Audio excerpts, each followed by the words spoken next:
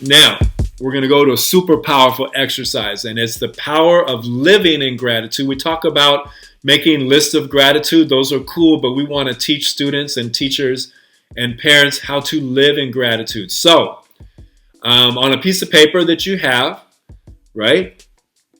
I want you to take a few seconds first and visualize someone in your life that had a positive impact on your life and is still living. All right. And then once you visualize them, I want you to write them a short note of gratitude. Okay. All right. So do that. Pause this and do that. All right. Now you pause it, or maybe you didn't and now you're doing it, but you should pause it and take 2 minutes to write a note. Come on. Now take the note and call them and read them the note. The power is in your voice. The power is in the connection. Even if they don't pick up, leaving a voicemail is so much more powerful than a text. How to make your person feel, how to make you feel. That's what you want to evaluate on this thing. I have to tell you a story. I had 6 senior young men, all of color, and they were friends. I had the group put together as friends. They were all not doing well in school. And we do this exercise, and they all write a note, and they're cool with writing the note. And then I say, okay, now let's call them. And to a person, they're like, to a man, they're like, nah, hell no. No, I'm not, no. And then I'm like, oh, well, it's going to benefit the person that you're calling. I thought you liked the person that you wrote about.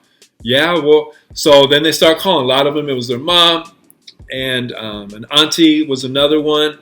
So they're calling. They kind of go outside a little bit. And I have one student over here, Frank, who's like, nah, I'm good, Mr. Gray. And I'm like, okay, it's okay, Frank. You don't have to do it. And I leave it alone, but he keeps going. He's like, well, no. My dad and I, we don't do this love stuff. We don't tell each other that. I'm like, it's okay, Frank. You can just, it's all good. And he sees his friends doing the calling. And after about a minute, he's like, okay, I'll call. Later, I only found out that he called because he really didn't think his dad would pick up. He thought he was resting from working at the night. So he calls and his dad picks up.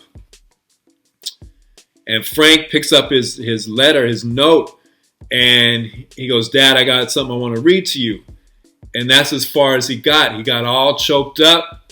He couldn't make it through it. He just gives me his phone and the paper, and I get on the phone. I said, Dad, hi, this is Mr. Gray.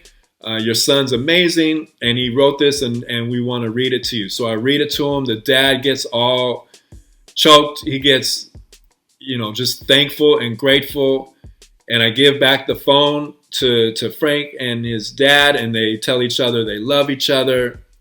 And then here's the other part, man. The other part, the 5 other young men, they saw what was going on. They let it happen. They gave him his space. After he was done, they all ran over, man, and gave him a hug. These are 17, 18-year-old boys, right? And they felt that stuff. And I'm telling you, if we just prick their hearts, teach them skills, we will see a change. All those boys, they're not perfect at school, but they learned a skill and they're doing better. They're doing better. All right. So I hope you like that exercise.